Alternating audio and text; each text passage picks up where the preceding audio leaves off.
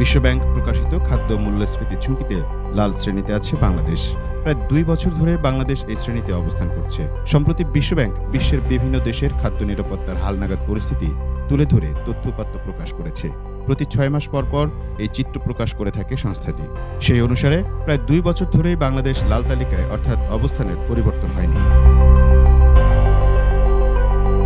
বিশ্বব্যাংক 10 থেকে 12 মাসের খাদ্য মূল্যস্ফীতি পরিস্থিতি বিবেচনায় নিয়ে খাদ্য নিরাপত্তা বিষয়ক প্রতিবেদনটি প্রকাশ করে থাকে।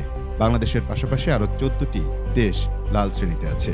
দেশগুলো হলো Congo, Angola, Ethiopia, Gambia, Guinea, Madagascar, Ghana, Bharat, Laos, Lesotho, Tunisia, Zambia, Belarus ও রাশিয়া।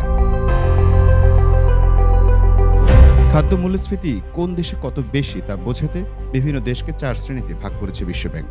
যেসব দেশের খাদ্য মূল্যস্ফীতি 30% বা তার বেশি সেসব দেশকে বেগুনি শ্রেণীতে, 5 থেকে 30% মধ্যে যেসব দেশের খাদ্য মূল্যস্ফীতি তাদেরকে লাল শ্রেণীতে রাখা হয়েছে।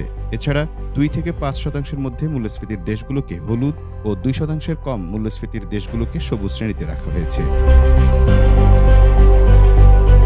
সব মিলিয়ে 172টি দেশের খাদ্য মূল্যস্ফীতি পরিস্থিতি তুলে ধরা হয়েছে সংস্থাটির প্রতিবেদনে। এতে বলা হয়েছে, ফেব্রুয়ারির পর থেকে বিশ্ববাজারে কৃষি, শস্যপণ্য 4 থেকে 8% পর্যন্ত কমতে দেখা গেছে, কিন্তু সামনের দিনগুলোতে এসব পণ্যের দাম বৃদ্ধির শঙ্কা রয়েছে। সরবরাহের সীমাবদ্ধতা ও আবহাওয়ার কারণে ভুট্টার দাম 15 মাসের মধ্যে সর্বোচ্চ পর্যায়ে রয়েছে। তবে বিশ্ববাজারে চাহিদা কমে আসায় চালের দাম 2 বছরের মধ্যে সর্বনিম্ন পর্যায়ে রয়েছে। খাবারের দাম নিয়ে সবচেয়ে ভালো আছে 8টি দেশ। দেশগুলো হলো সুইজারল্যান্ড, সুইডেন, সৌদি আরব, ম্যাকাও, চীন, ফ্রান্স, ফিনল্যান্ড ও বেনিন।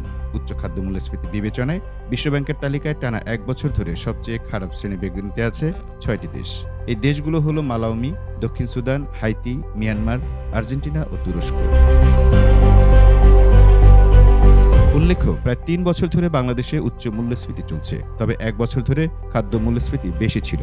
টানা 10 মাস খাদ্য মূল্যস্ফীতি ছিল 10%-এর বেশি। 10 মাস পর গত ফেব্রুয়ারিতে খাদ্যের মূল্যস্ফীতি 10%-এরও নিচে নামে। মার্চেও তা 1 অঙ্কের ঘরেই ছিল। গত বছরের মার্চের পর খাদ্য মূল্যস্ফীতি আর 1 অঙ্কের ঘরে নামেনি। এর মধ্যে গত জুলাইয়ে খাদ্য মূল্যস্ফীতি 14.10% ওঠে, যা 13 বছরের মধ্যে সর্বোচ্চ। বাংলাদেশ পরিসংখ্যান ব্যুরোর বিবিএস হিসেবে 2024 সালের এপ্রিল মাসের পর এবছরের মার্চ মাস পর্যন্ত অর্থাৎ গত 1 বছরে গড়ে খাদ্য মূল্যস্ফীতি 10.44%। Mahfuz, time news desk.